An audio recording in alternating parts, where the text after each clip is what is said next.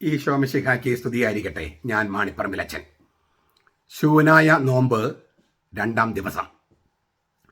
ശൂനായ എന്ന വാക്കിന് നമ്മൾ ഇന്നലെ അർത്ഥം കണ്ടു. സ്ഥലം മാറ്റം, വാങ്ങിപ്പ് എന്ന വാക്ക് നമ്മൾ ഉപയോഗിക്കും. പ്രത്യേകിച്ചും ഓർത്തഡോക്സ് യാക്കോബായ സഭകളിൽ, പൗരത്വ സഭകളിൽ വാങ്ങിപ്പ് എന്ന വാക്കാണ് ഉപയോഗിക്കുക. മറിയം സ്വർഗത്തിലേക്ക് എടുക്കപ്പെട്ടു എന്നതിൻ്റെ അത് തന്നെയാണ്. വാങ്ങിപ്പോയി, പിൻവാങ്ങിപ്പോയി എന്നുള്ള അർത്ഥത്തിലാണ് ആ വാക്ക് ഉപയോഗിക്കുന്നത്. ഞാൻ ഇന്നലെ പറഞ്ഞതിൽ ഒരു ചെറിയ തെറ്റ് പറ്റിയിട്ടുണ്ട് എനിക്ക്. ഇത് മറിയത്തിൻ്റെ ജന്മദിനത്തിന് ഒരുക്കമായിട്ടെന്ന് പറയേണ്ടത് ഞാൻ അമലോത്ഭവത്തിന് ഒരുക്കമായി എന്ന് പറഞ്ഞത്. സെപ്റ്റംബർ 1 മുതൽ 8 വരെ. അതൊന്ന് തിരുത്തി കേൾക്കുക. തിരുത്തി ചിലർ ഇങ്ങനെ കമൻറ്റ് ബോക്സിൽ തിരുത്തിയിട്ടായിരുന്നു. അവരോട് നന്ദി പറയുന്നു. ഈ പൗരത്വ സഭകളിലെ ആധ്യാത്മികതയെ ലിറ്റർജിക്കൽ സ്പിരിച്വാലിറ്റി എന്നാണ് പറയുക. ആരാധനക്രമ ആരാധന. അതെന്താണ് ഈ ആരാധനക്രമ ആരാധന? സഭയുടെ ഔദ്യോഗിക പ്രാർത്ഥനകളാണ് ലിറ്റർജി എന്ന് പറയണേ. ലൈത്തുർഗിയ, നമ്മൾ ലിറ്റർജിയെക്കുറിച്ച് തന്നെ നീണ്ട ഒരു പ്രഭാഷണ പരമ്പര തന്നെ നമ്മൾ നടത്തുന്നുണ്ട്. നിങ്ങൾ പലരും കേട്ടിട്ടുണ്ട്. അപ്പോൾ ലിറ്റർജി എന്ന് പറഞ്ഞാൽ സഭയുടെ ഔദ്യോഗിക പ്രാർത്ഥന അല്ലെങ്കിൽ ആരാധനക്രമമാണ്. ആരാധനക്രമത്തിൽ അപ്പോൾ അതിൽ കൂദാശകൾ, പ്രത്യേകിച്ച് പരിശുദ്ധ കുർബാന, മറ്റ് കൂദാശകൾ, പിന്നെ യാമപ്രാർത്ഥനകൾ, ഇതൊക്കെയാണ് ലിറ്റർജിയുടെ ഏറ്റവും പ്രധാനപ്പെട്ട ഭാഗങ്ങൾ. അത് ഔദ്യോഗിക പ്രാർത്ഥനകളാണ്. ലത്തീൻ സഭയാണെങ്കിലും സീറോ മലങ്കരയാണെങ്കിലും സീറോ മലബാറാണെങ്കിലും മറ്റേത് സഭകളാണെങ്കിലും ഔദ്യോഗിക പ്രാർത്ഥനകൾ എന്ന് പറയുന്നത് കുർബാന, കൂദാശകൾ, പിന്നെ യാമപ്രാർത്ഥനകൾ. അതിന് താഴെയാണ് ഈ സ്വകാര്യ പ്രാർത്ഥനകളൊക്കെ. ഇപ്പം ജപമാല എന്ന് പറയുന്നതാണെങ്കിലും കുരിശൻ്റെ വഴിയാണെങ്കിലും നൊവേനയാണെങ്കിലും ഈ കൂദാശ അനുകരണങ്ങളാണെങ്കിലും ഒക്കെ അതെല്ലാം സഭയുടെ ഔദ്യോഗിക, അതായത് കൂദാശകളിലൂടെയാണ് ദൈവിക ജീവൻ കൈമാറ്റം ചെയ്യപ്പെടുന്നത്. വരപ്രസാദം എന്ന് പറഞ്ഞാൽ ദൈവത്തിൻ്റെ ജീവൻ. ദൈവം ഏത് ജീവൻ കൊണ്ട് ജീവിക്കുന്നുവോ അതിൻ്റെ ശതമാനം, ഒരു പോയിന്റ്, ഒരു ബിന്ദു തമ്മിലേക്ക് ഇടുകയാണ് കൂദാശകൾ. അത്രയും ക്ഷേമം മറ്റൊരു പരിപാടിക്ക് ഉണ്ടാവില്ലല്ലോ, അല്ലെ? അതിൽ തന്നെ കർത്താവിനെ തന്നെ നമുക്ക് നൽകുകയാണ് കുർബാന. അതുകൊണ്ടാണ് അതിനെ സഭയുടെ ഉറവിടവും പിന്നെ പരകോടിയും, ക്രിസ്തീയ ജീവിതത്തിൻ്റെ ഉറവിടവും പരകോടിയും എന്നൊക്കെ വിളിക്കുന്നത്. ഇത് എൻ്റെ ശരീരമാണ് എന്ന് വെച്ചാൽ ഇത് ഞാൻ തന്നെയാണ്, ഇതെൻ്റെ രക്തമാണ്, ഇത് എൻ്റെ പ്രാണനാണ്. കർത്താവ് തന്നെ തൻ്റെ പ്രാണൻ നമുക്ക് നൽകുകയാണ് കുർബാനയിലൂടെ. അപ്പോൾ അത്രയും അതിനെ അടിസ്ഥാനപ്പെടുത്തിയാണ് പൗരത്വ ആധ്യാത്മികത എന്ന് പറയണേ. എന്ന് വിചാരിച്ചിട്ട് ഞാൻ സ്വകാര്യ പ്രാർത്ഥനകൾക്ക് ഒട്ടും എതിരല്ല. ഞാൻ ബിബ്ലിക്കൽ റോസറി എന്ന് പറഞ്ഞിട്ടൊരു ഇംഗ്ലീഷിലെ പുസ്തകമുണ്ട്, ബിബ്ലിക്കൽ റോസറി. ഇത് ഞാൻ എൻ്റെ കഴുത്തിലിട്ടിരിക്കുന്ന കൊന്തയാണ്. എൻ്റെ കഴുത്തിൽ എപ്പോഴും ഞാൻ കൊന്ത ഇട്ടിട്ടുണ്ട്. ആ കൊന്തയാണിത്. ഈ പടത്തിലും അത് തന്നെയാണ്. എൻ്റെയാണ് ഈ കൈ. ഇത് ബിബ്ലിക്കൽ റോസറി എന്ന് പറഞ്ഞിട്ട് ഇംഗ്ലീഷിൽ. ഇതിൻ്റെ മലയാളം തിരുവചന ജപമാല എന്ന് പറഞ്ഞിട്ട് ഇതിനേക്കാളും കുറച്ചും കൂടി പരിഷ്കരിച്ചിട്ട് തിരുവചന ജപമാല എന്ന് പറഞ്ഞിട്ട് ഞാൻ നാട്ടിലിറക്കിയിട്ടുണ്ട് മലയാളത്തിൽ. അപ്പോൾ ബിബ്ലിക്കൽ റോസറി, ജപമാല, തിരുവചന ജപമാല, ബിബ്ലിക്കൽ റോസറി, അതാണ് ഇതിനകത്ത്. ഈ മലയാളത്തിൽ ഇറക്കിയിരിക്കുന്നതിനകത്ത് ഓരോന്നിനും 7 ധ്യാനം വെച്ചിട്ടാണ്. അപ്പോൾ 20 രഹസ്യങ്ങൾക്ക് ഇൻറ്റു 7, 7 14, 140 ചെറു ധ്യാനങ്ങൾ. ഒരു പേജിൽ ഒരു ധ്യാനം. ആ നിലയ്ക്കാണ് തിരുവചനവും ധ്യാനവും. അങ്ങനെ ഒരു തിരുവചനത്തിലൂടെ തന്നെ ഇടുക്കി ചേർന്നിരിക്കുന്ന കൊന്തയെക്കുറിച്ചൊരു പുസ്തകം എഴുതിയിട്ടുണ്ട്. എല്ലാ ദിവസവും കൊന്ത, ചിലപ്പോൾ പല പ്രാവശ്യം, ഒരു പ്രാവശ്യമെങ്കിലും ചൊല്ലാത്ത ദിവസങ്ങളില്ല. അപ്പോൾ കൊന്ത ചൊല്ലുന്നവനാണ് ഞാൻ. അതുപോലെ തന്നെ കരുണക്കൊന്തയും ചൊല്ലും. എല്ലാ ദിവസവും ചൊല്ലും മുടങ്ങാതെ. ചില ദിവസങ്ങളിൽ പല പ്രാവശ്യം ചൊല്ലും. ഇനി ഇത് ബിബ്ലിക്കൽ റോസറി ഇംഗ്ലീഷ്, മലയാളത്തിൽ നാട്ടിലുണ്ടെന്ന് പറഞ്ഞു. ഇതിൻ്റെ 2 പതിപ്പുകൾ, അതായത് പുരുഷന്മാരുടെ തിരുവചന ജപമാല, സ്ത്രീകൾക്കുള്ള തിരുവചന ജപമാല എന്ന് പറഞ്ഞിട്ട് അതിൻ്റെ തർജ്ജമ വിവിധ ഭാഷകളിലേക്ക് തർജ്ജമ ചെയ്യപ്പെട്ടിട്ടുണ്ട്. കുരിശൻ്റെ വഴിയെക്കുറിച്ച് ഞാൻ 2 സെറ്റ് കുരിശൻ്റെ വഴി ഇംഗ്ലീഷിൽ ഇറക്കിയിട്ടുണ്ട്. 2 സെറ്റ്. ഇതിനകത്ത് 2 എണ്ണം ഉണ്ട്, സ്ക്രിപ്ചറിലും ട്രഡീഷണലും. അതിൻ്റെ വിദേശ പരിഭാഷയുണ്ട്.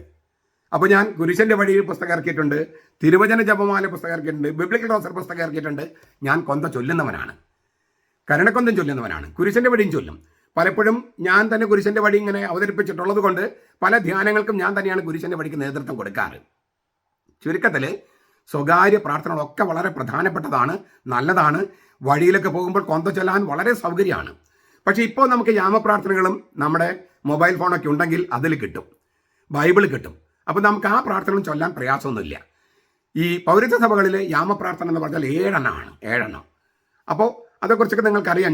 ഞാൻ തന്നെ പല വീഡിയോസും അതിനെക്കുറിച്ച് ചെയ്തിട്ടുണ്ട്. അപ്പോൾ ഈ പ്രാർത്ഥന അടിസ്ഥാനമിട്ടാണ് നമ്മുടെ ആധ്യാത്മികത. ഇത് ശൂനായ തിരുനാളുമായിട്ട് ബന്ധപ്പെട്ട് നമ്മുടെ യാമപ്രാർത്ഥന ഉണ്ടായിരുന്ന ഒരു പ്രാർത്ഥന, അതാണ് ഞാൻ ഇന്ന് പറയാൻ ആഗ്രഹിക്കുന്നത്. യാമപ്രാർത്ഥന ഒരു പ്രാർത്ഥന. മുള്ളുമരത്തെ ദഹിപ്പിക്കാത്തതിലേറിയ തീ ശൈലത്തിൽ കണ്ടവനാം ദർശകനാം മോശേ, പുത്രാഗ്നിയിൽ എരിയാത്തവളാം കന്യകയാകും മറിയാമിൻ ദൃഷ്ടാന്തം തൻ ഈ ദൃശ്യം. ഞാൻ ഒന്നുകൂടി പറയാം. യാമപ്രാർത്ഥന ഉണ്ടായിരുന്ന ഒരു പ്രാർത്ഥനയാണ്. മുള്ളുമരത്തെ ദഹിപ്പിക്കാത്തതിലേറിയ തീ ശൈലത്തിൽ കണ്ടവനാം ദർശകനാം മോശേ, പുത്രാഗ്നിയിൽ എരിയാത്തവളാം കന്യകയാകും മറിയാമിൻ ദൃഷ്ടാന്തം തൻ ഈ ദൃശ്യം. പുറപ്പാട് സംഭവത്തിലെ ആ ദൃശ്യം നമുക്ക് ഓർക്കാം. മുള്ളുമരത്തെ ദഹിപ്പിക്കാത്തത്, കത്തുന്ന മുൾപ്പടർപ്പ്. പുറപ്പാട് പുസ്തകം 3-ാമത്തെ അധ്യായം 1 മുതലുള്ള വാക്യങ്ങൾ. മിദിയാനിലെ പുരോഹിതനും തന്റെ അമ്മായിയപ്പനുമായ യിത്രോയുടെ ആടുകളെ മേയിച്ച് കഴിയുകയായിരുന്നു മോശെ. അവൻ ആടുകളെ മരുഭൂമിയുടെ അപ്പുറത്ത് ദൈവത്തിന്റെ മലയായ ഹൊരേബ് വരെ കൊണ്ടുപോയി. അവിടെ യാഹ്വേയുടെ മാലാഖ ഒരു മുൾപ്പടർപ്പിന്റെ മധ്യത്തിൽ നിന്നുയർന്ന അഗ്നിജ്വാലയിൽ അവന് പ്രത്യക്ഷപ്പെട്ടു. അവൻ ഉറ്റുനോക്കി. മുൾപ്പടർപ്പ് കത്തി ജ്വലിക്കുകയായിരുന്നു, എങ്കിലും അത് എരിഞ്ഞ് ചാമ്പലാവുന്നില്ല എന്നവൻ കണ്ടു. അപ്പോൾ മോശ പറഞ്ഞു, ഈ മഹാദൃശ്യം ഞാൻ അടുത്ത് ചെന്ന് കാണട്ടെ. എന്തുകൊണ്ടാണ് മുൾപ്പടർപ്പ് എരിഞ്ഞ് ചാമ്പലാകാത്തത്? അവരെ നോക്കാനായി അടുത്ത് ചെല്ലുന്നത് യാഹ്വേ കണ്ടു. മുൾപ്പടർപ്പിന്റെ മധ്യത്തിൽ നിന്ന് ദൈവം അവൻ വിളിച്ചു, മോശേ മോശേ, ഇതാ ഞാൻ. അവൻ വിളി കേട്ടു. ഇതാണ് ആ രംഗം. അകലെ നോക്കിയപ്പോൾ ദൈവത്തിന്റെ മാലാഖയാണ് ഈ മുൾപ്പടർപ്പിൽ നിൽക്കുന്നതെന്ന് മോശയ്ക്ക് തോന്നി. അടുത്ത് ചെന്നപ്പോൾ യാഹ്വേ, ഏകസത്യമായ ദൈവമായ യാഹ്വേ ആ മുൾപ്പടർപ്പിന്റെ ഉള്ളിൽ കത്തി ജ്വലിക്കുകയാണ്. ആ മുൾപ്പടർപ്പിനുള്ളിൽ അഗ്നിയായി, കത്തുന്ന അഗ്നിയായി ദൈവം പ്രത്യക്ഷപ്പെടുകയാണ്. നമ്മൾ കുർബാനയ്ക്ക് തിരികെ തെളിക്കുന്നു. അഗ്നിയാണ്, കത്തുന്ന മുൾപ്പടർപ്പാണ്, എന്നാൽ എരിഞ്ഞ് ചാമ്പലാകുന്നില്ല. ഞാൻ ഒന്നുകൂടി പറയാം. കത്തുന്ന മുൾപ്പടർപ്പ്, പക്ഷേ ആ മുൾപ്പടർപ്പ് എരിഞ്ഞ് ചാമ്പലാകുന്നില്ല. അതായത് ആ തീ കത്താൻ ഈ മുൾപ്പടർപ്പ് വേണ്ട. അവൻ സ്വയമേവ പ്രകാശിക്കുകയാണ്. ദൈവം പ്രകാശമാണ്. പ്രകാശമായ ദൈവം, വെളിച്ചമായ ദൈവം വെളിച്ചമായി ഈ കത്തുന്ന മുൾപ്പടർപ്പിൽ നിൽക്കുകയാണ്. എന്നിട്ടും ആ മുൾപ്പടർപ്പ് എരിഞ്ഞു പോകുന്നില്ല. ഇത് ഈ മോശ കണ്ട ചിത്രം പരിശുദ്ധ കന്യകാമറിയത്തിൻ്റെ ഒരു ദൃഷ്ടാന്തമാണെന്നാണ് യാമപ്രാർത്ഥനയിൽ. എന്താണ് ദൃഷ്ടാന്തം? പൂർവ്വദൃശ്യം. ഈ കത്തുന്ന മുൾപ്പടർപ്പിനുള്ളിൽ ദൈവം അഗ്നിയായി. ദൈവമാണ് അഗ്നി. നമ്മുടെ ദൈവം ദഹിപ്പിക്കുന്ന അഗ്നിയാണെന്ന് പറഞ്ഞിട്ടുണ്ട്. എന്നിട്ടും ഈ മുൾപ്പടർപ്പ് കത്തിപ്പോകുന്നില്ല. മറിയത്തിനുള്ളിൽ ദൈവം തന്നെയായ ക്രിസ്തു, ദൈവം തന്നെയായ പുത്രൻ, ദൈവം തന്നെയായ ഏകജാതൻ. യോഹന്നാൻ 1:18. ദൈവം തന്നെയായ ഏകജാതൻ മറിയത്തിനുള്ളിൽ, കത്തുന്ന മുൾപ്പടർപ്പിനുള്ളിൽ അഗ്നി പോലെ. എന്നിട്ടും മറിയം ചാമ്പലാകുന്നില്ല. നമ്മൾ ദൈവത്തെ തൊട്ടാൽ നമ്മൾ ചാമ്പലായി പോകേണ്ടതാണ്, പക്ഷേ ചാമ്പലായി പോകുന്നില്ല. മറിയത്തിനുള്ളിൽ ദൈവം തന്നെ, മറിയം ഗർഭം ധരിച്ചിരിക്കുന്നത് ദൈവം തന്നെയായ പുത്രനെയാണ്. എന്നിട്ട് മറിയം ചാമ്പല ദഹിച്ചു പോകുന്നില്ല. ഇതാണ് ഈ കത്തുന്ന മുൾപ്പടർപ്പിലെ, അത് മറിയത്തിന്റെ ഈ പുത്രാഗ്നിയിൽ എരിയാത്തവളം കന്യകയാകും മറിയാമൻ ദൃഷ്ടാന്തമാണ് മോശ കണ്ട ദൃശ്യം. മുള്ളുമരത്തെ മുൾപ്പടർപ്പിനെ ദഹിപ്പിക്കാത്തതിലേറിയ തീ ശൈലത്തിൽ, ശൈലം എന്ന് വെച്ചാൽ പർവ്വതത്തിൽ കണ്ടവനാം ദർശകനാം മോശെ. ദാർശനികൻ എന്ന് പറഞ്ഞാൽ പ്രവാചകനായ മോശെ ശൈലത്തില്, പർവ്വതത്തില് ഈ മുൾപ്പടർപ്പിനെ ദഹിപ്പിക്കാത്തതിലേറിയ തീയായി വന്നവനെ കണ്ടു. അത് ദൈവപുത്രനായ അഗ്നി, ദൈവം തന്നെയായ പുത്രനായ അഗ്നിയാൽ എരിയാത്തവളായ കന്യകാമറിയത്തിന്റെ ദൃഷ്ടാന്തമാണ്. എത്ര ബിബ്ലിക്കലായിട്ടാണ് മറിയത്ത് അവതരിപ്പിച്ചിരിക്കുന്നത്! എത്ര ബിബ്ലിക്കലായിട്ട്, വേദത്താളുകളുടെ അടിസ്ഥാനത്തിലാണ്.